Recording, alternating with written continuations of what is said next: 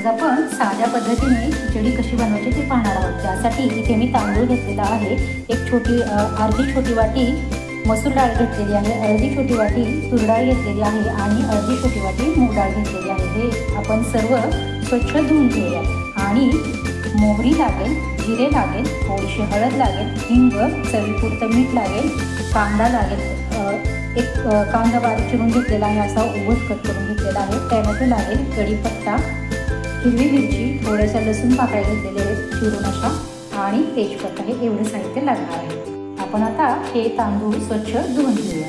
इथे गॅसवरती मी कढई गरम करायला ठेवलेली आहे, त्यामध्ये आता आपण 1 ते 1.5 पळी साधारणतः तेल घालून घ्यायचं आहे।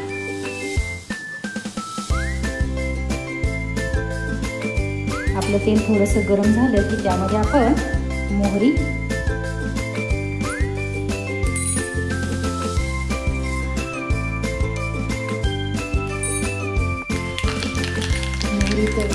त्यामध्ये आपण घालून घेऊयात जिरे, थोडासा लसूण आहे तो घालून घ्यायचा आहे, कढीपत्ता, हिरवी मिरची आणि तेजपत्ता मी असा कट करून घेतलेला आहे, हे सर्व आपण घालून घेऊया। त्याचबरोबर आपण थोडा हिंग देखील यामध्ये घालून घ्यायचा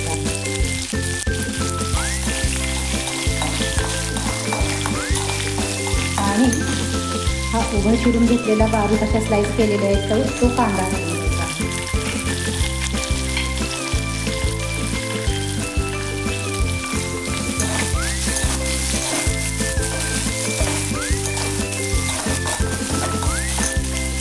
कांदा आपण 1 मिनिटभर असा थोडासा परतून घेऊया।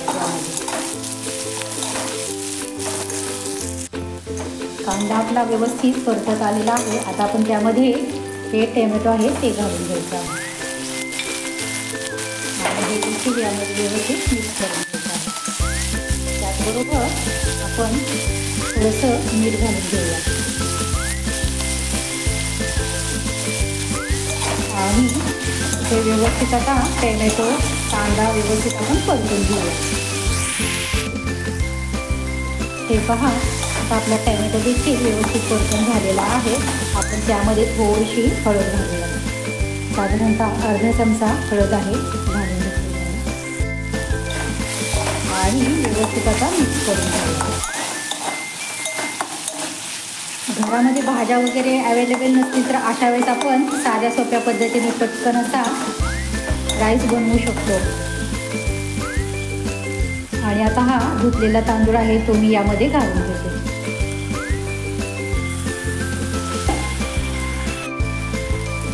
आता हे व्यवस्थित आपण मिक्स करून घेऊया। संध्याकाळी कधी भाजी बनवण्याचा वगैरे कंटाळा आला असेल तर अशा वेळेस आपण झटपट अशी ही खिचडी साध्या आणि सोप्या पद्धतीने अगदी घरातील उपलब्ध साहित्यामध्ये पटकन अशी बनवू शकतो।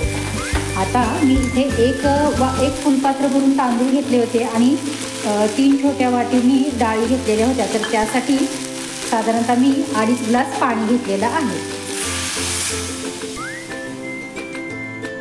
2 ग्लास आणि हे अर्धा ग्लास।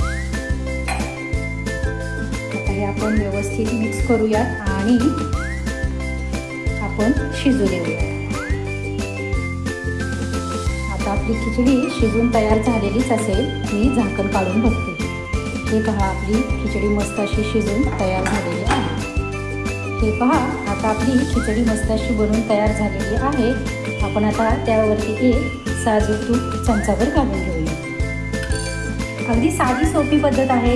रेसिपी जर आवडली असेल तर नक्कीच व्हिडिओला लाईक करा, शेअर करा, कमेंट करा, चॅनलला सबस्क्राईब करा आणि शेजारील बेल आयकॉनही प्रेस करा। धन्यवाद।